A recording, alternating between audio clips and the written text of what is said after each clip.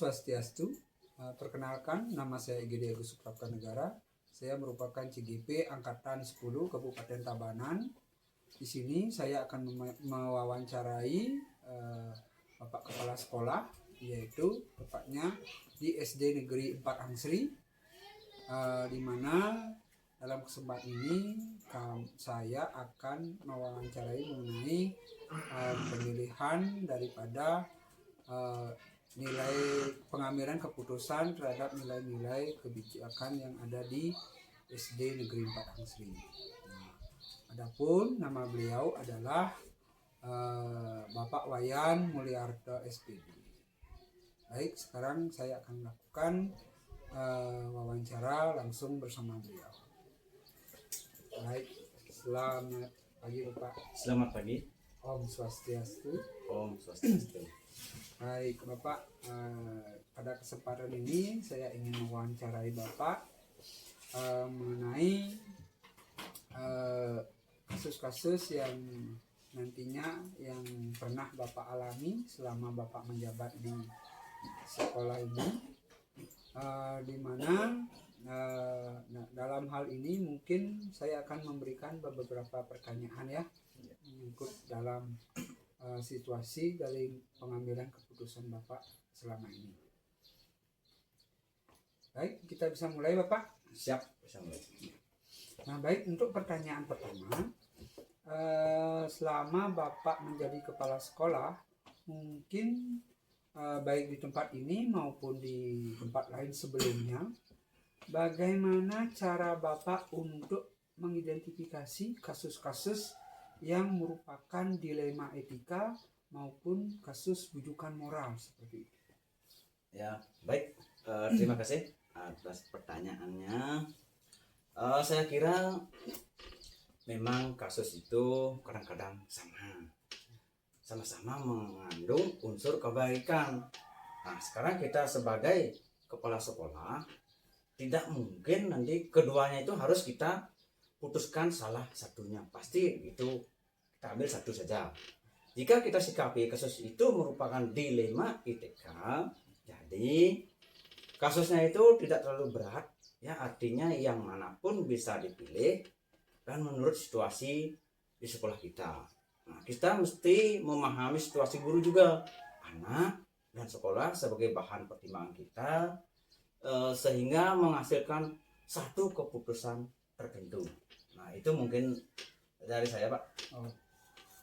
Baik Bapak, untuk pertanyaan selanjutnya Bapak, bagaimana Bapak menjalankan pengambilan keputusan di tempat Bapak yang pernah Bapak pimpin, terutama kasus-kasus di mana ada dua kepentingan yang sama benar atau sama-sama mengandung nilai kebajikan? Ya, baik. Terkait dengan permasalahan atau pertanyaan tersebut, kita bisa amati jika keduanya bagus, tetapi kan kita harus melihat bahwa itu kebermanfaatannya keputusan itu terhadap stakeholder yang ada di sekolah. Nah, jadi begini Pak, jika keputusan A ini bagus, tapi mungkin jangkauannya hanya pada beberapa, misalnya pada anak saja. Tapi jika putusan B ini bisa menjangkau anak dan semua kalangan yang ada di sekolah, bisa itu yang bisa kita jadikan bahan pertimbangan. Nah, di dalam memutuskannya nanti. Tetapi dalam memutuskan pun juga harus pertimbangan itu harus meminta saran dari teman di sekolah, dan kita bisa sharing pengalaman dengan rekan-rekan kepala sekolah minimal lah K3S. Nah, mungkin itu Pak. Baik Bapak ya, berarti di dalam pengambilan kasus dan seperti itu, jadi di sana dilihat kebermanfaatannya ya, dan juga seringnya adanya berbagi dengan K3S. Ya. Baik. Nah, selanjutnya menurut Bapak, apakah langkah-langkah prosedural atau step by step di dalam Bapak melakukan penanganan kasus selama ini? Eh, jika saya memutuskan sesuatu dan memang harus dilakukan, saya mungkin akan mengambil beberapa waktu jeda yang dapat kita manfaatkan untuk meminta pertimbangan pada pihak lain yang bisa dibilang nanti karakteristik anak, karakteristik stakeholder di sekolah bisa menjadi bahan pertimbangan, sehingga kita berharap apa yang kita putuskan itu bisa dapat diterima oleh semua pihak. Walaupun kadang-kadang keputusan yang kita ambil belum tentu bisa memuaskan semua orang, dan keputusan yang diambil bisa meminimalisir jumlah keputusan yang tidak puas. Begitu menurut yang di sini. Bagus sekali, Pak. Baik. Nah, mesti pertimbangan yang Bapak sampaikan tadi, baik itu buruknya sering mengambil keputusan. Nah, untuk pertanyaan selanjutnya, Bapak, Ya. dari hal-hal yang sudah dilakukan selama ini, sudah Bapak yang anggap Bapak efektif dalam kegiatan penanganan ini, bagaimana cara Bapak tindakan yang efektif begitu untuk mengambil keputusan-keputusan di dalam dilema etika? Ya, baik.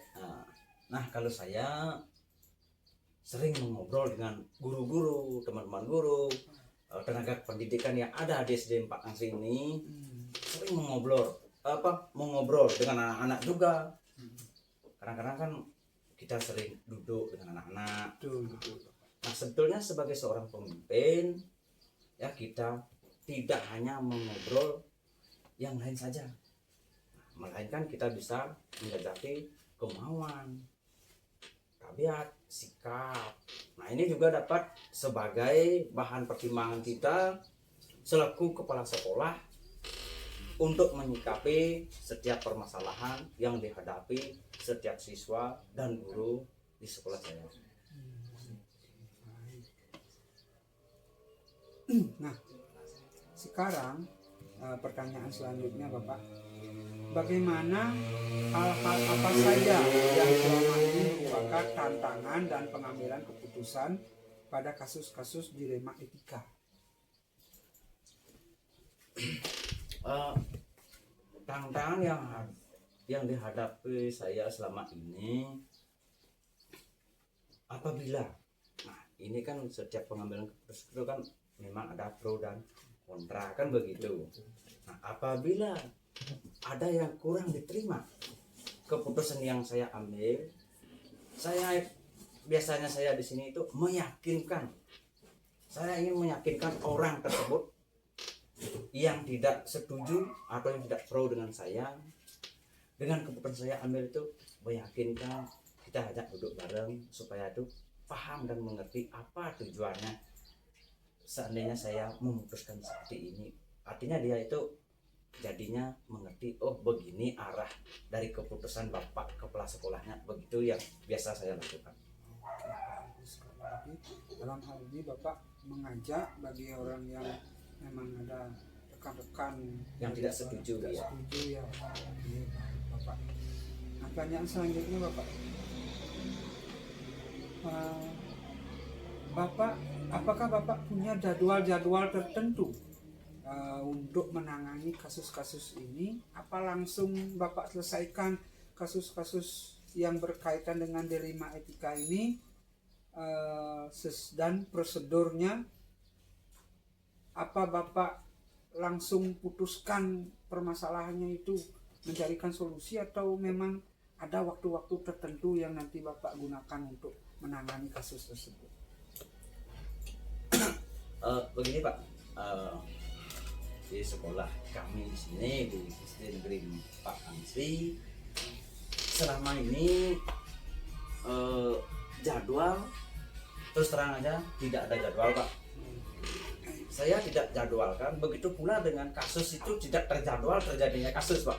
Nah, makanya saya tidak menjadwalkan. Apabila di hari itu ada kasus Pak, artinya kita langsung tangani, kita bersama-sama berkolaborasi antara guru, tende, kepala sekolah, semuanya itu artinya turun tangan berkolaborasi menyelesaikan suatu kasus supaya kasus itu cepat selesai di hari itu, tetapi penyelesaian itu sesuai dengan prosedur dan aturan yang sudah ada di sekolah kami gitu Pak. Baik Bapak, berarti pada penanganan kasusnya seperti ini berarti setiap ada permasalahan itu diselesaikan Iya, di hari itu juga. di hari itu. Oke, baik Bapak. Nah, pertanyaan selanjutnya, apakah ada seseorang atau faktor lain yang selama ini mempermudah atau membantu Bapak di dalam pengambilan keputusan-keputusan yang berkaitan dengan dilema etika? Begini ya. Nah, sebagai seorang pemimpin harus memutuskan, nah itu adalah hak prerogatif seorang pemimpin, tetapi itu untuk memutuskan jika dalam kasus itu harus memintai keterangan seseorang, maka yang kita lakukan itu udah bukan berarti kita gampang dalam mengambil keputusan, tetapi kita berharap yang kita putuskan itu bisa menyamankan semua orang, tetapi kita bisa memilih pendapat yang bisa diterima. Artinya begini, manfaat dan moderatnya ketika orang berpendapat juga harus kita sharing sehingga kita memuat keputusan yang meminimalisir ketidakpuasan yang diterima. Itu biasanya Pak. Dari semua hal yang sudah disampaikan, yang tadi sudah kita bahas Pak ya, dengan hal yang sudah sampaikan, pembelajaran apa yang dapat Bapak petik dari pengalaman dalam mengambil sebuah keputusan dalam kasus dilema etika seperti ini? Dalam mengambil keputusan terkait dengan kasus dilema etika, pembelajaran yang sangat besar dalam memutuskan itu, dalam mendalami kasus itu harus banyak membaca, banyak menyerap inspirasi dan aspirasi dari teman-teman kita. Nah, kita itu juga harus berpikir, kepala sekolah juga manusia, terkadang memiliki kekeliruan dalam mengambil keputusan. Kita sebagai kepala sekolah terkadang memiliki kekeliruan itu, kita harus meminta juga pendapat dari teman-teman sesuai dengan yang saya terapkan di sini. Pasti teman-teman itu saya ajak berkolaborasi. Nah, misalkan menyampaikan itu, kita juga jangan seperti a priori, di mana jika 1000 kata yang disampaikan, 1 atau 2 pasti ada manfaatnya. Artinya dari banyak masukan itu pasti ada yang bermanfaat. Itu maksudnya. Baik Bapak, nah, terima kasih ya untuk diskusi kita pada siang hari ini. Semoga jawaban-jawaban apa yang Bapak sampaikan tadi hari ini bisa menjadi acuan saya ke depan, bahwa pemimpin itu adalah mesti suatu yang sering diperbincangkan atau sering komunikasi kolaborasi dengan rekan-rekan maupun dengan teman-teman. Nah, sehingga nantinya mendapatkan suatu pemecahan masalah yang sesuai dengan masalah tersebut. Baik Bapak, terima kasih banyak atas kesempatannya. Saya terima kasih ya. Ya, sama-sama. Om Santi Santi Santi Om.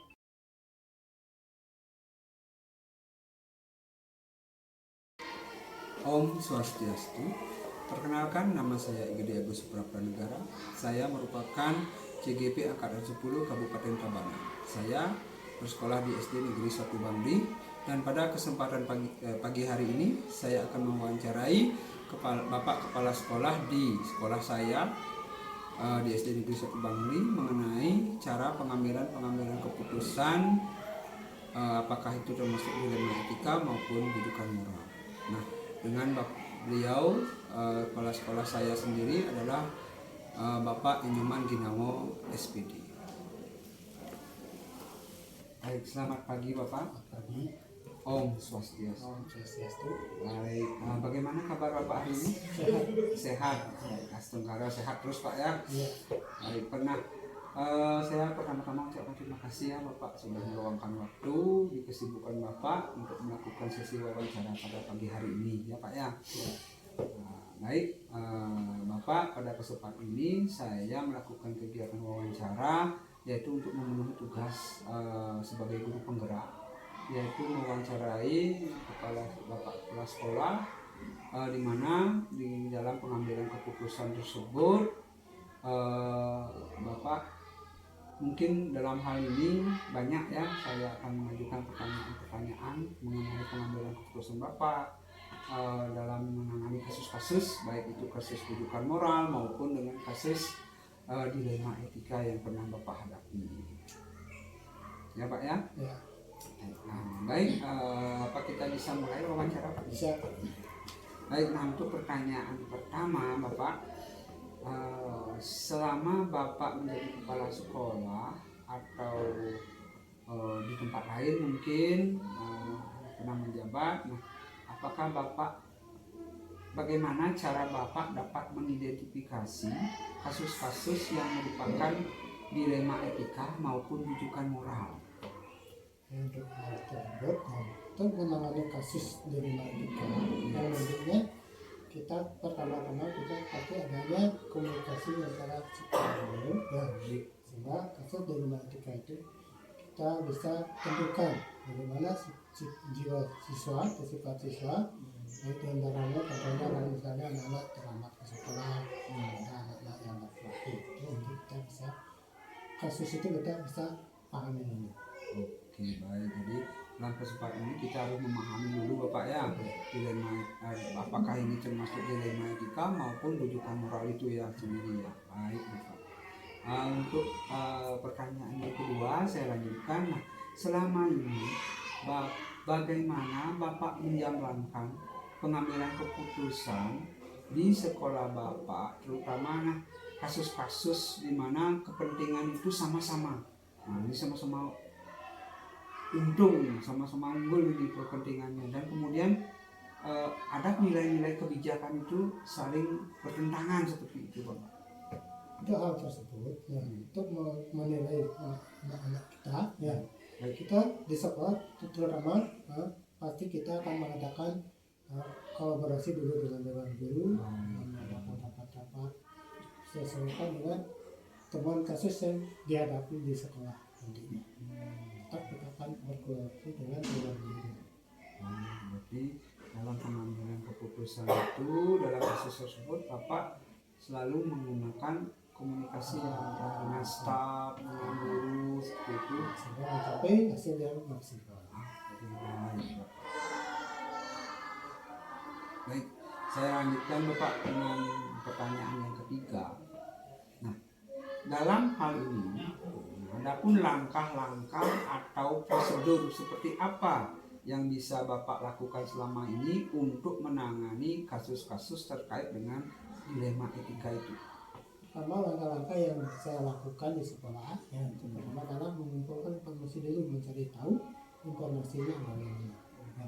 Setelah tahu informasi, nanti kita baru mengadakan suatu komunikasi itu rapat-rapat dengan dulu untuk menentukan masalah-masalah yang nanti kita akan selesaikan sehingga mendapatkan hasil yang lebih baik. Baik, jadi yang bisa dilakukan tadi seperti yang Bapak bilang berarti tetap mengumpulkan informasi masalahnya apa, kemudian tetap melakukan komunikasi dengan rekan guru seperti itu Bapak ya. Ya. Baik Bapak. Keputusan lebih baik. Iya, mencapai keputusan bersama dan lebih baik. Baik, saya lanjutkan dengan pertanyaan yang keempat. Dalam kegiatan di sekolah mengenai kasus Nah, hal-hal apa saja yang selama ini Bapak anggap penting dan efektif dalam pengambilan keputusan atau kasus mengenai dilema etika ini di sekolah? Apa yang paling penting intinya Ya. kita ambil adalah keputusan itu kita ambil harus dengan hasil yang musyawarah mufakat ya, dengan bersama-sama dengan guru, sehingga nantinya keputusan sudah kita sepakati baru kita jalankan ya. Baik, jadi tetap pengambilan keputusan itu berkomunikasi Dengan guru dulu ya. dengan guru. Baik, Pak. Kemudian saya lanjutkan ke pertanyaan yang kelima, yaitu hal apa saja yang selama ini menjadi tantangan Bapak? Nah, tantangan dalam pengambilan keputusan untuk menyelesaikan kasus-kasus dilema etika yang Bapak ada di sekolah ini. Ya, tantangan itu udah pasti ada ya. Baik ya, kesulitan itu juga menentukan hal yang kita hadapi. Banyak kesulitan nanti tantangan kita harus tetap adanya baik untuk semua orang tanpa membuat orang lain itu menjadi sangat tersinggung. Tetap kita adakan suatu permusyawarah tetap gitu. Ya. Baik, Pak. Tetap karena sulit juga ya untuk keputusan itu yang mana yang tepat, mana yang tidak tepat. Iya, itu sulit sekali untuk menentukan. Baik, Bapak. Nah, kita lanjutkan dengan pertanyaan yang keenam. Nah, di sini dalam mengambil kasus yang ada di sekolah, apakah Bapak memiliki sebuah jadwal tertentu, atau dalam penyelesaian kasus apa Bapak langsung menyelesaikan kasus itu di tempat ketika kasus itu mulai muncul, kasus itu sudah berkembang seperti itu, dan apa yang biasanya Bapak lakukan untuk menjalankan prosedur yang dilakukan seperti itu? Untuk menjalankan kasus-kasus yang terjadi di sekolah ya. Untuk sekolah tidak ada jadwal tertentu ya, tidak ada karena kasus itu sifatnya mungkin ada emergency mendadak, jadi kita lakukan komunikasi langsung misalnya dengan guru bagaimana cara pembacaannya dan lain-lain. Karena kasus itu sifatnya emergency kan itu terus karena kasus itu tidak perlu ada jadwal tertentu. Ya, itu yang dilakukan harus setelah segera selesaikannya Pak ya. Baik, berarti semua keputusan masalah itu kita selesaikan, komunikasikan dengan baik dan itu sifatnya emergency kan ada. Baik Bapak. Nah, saya lanjutkan dengan pertanyaan yang ketujuh. Adakah seseorang atau faktor-faktor lain yang selama ini membantu Bapak itu dalam mengambil keputusan mengenai dilema etika yang ada di sekolah kita ini Bapak? Setelah tentu banyak nanti faktor-faktor yang nanti kita perlukan untuk membantu kita di sekolah. Itu pertama adalah dewan guru dulu, ya staf yang kita ajak ke dewan dulu gitu. Dengan itu juga bisa orang tua siswa, komite itu yang kita ajak dulu. Lalu apalagi bisa bina sadat ya selaku pohon desa pertama untuk pendukung sekolah, kita bisa lakukan komunikasi dengan beliau.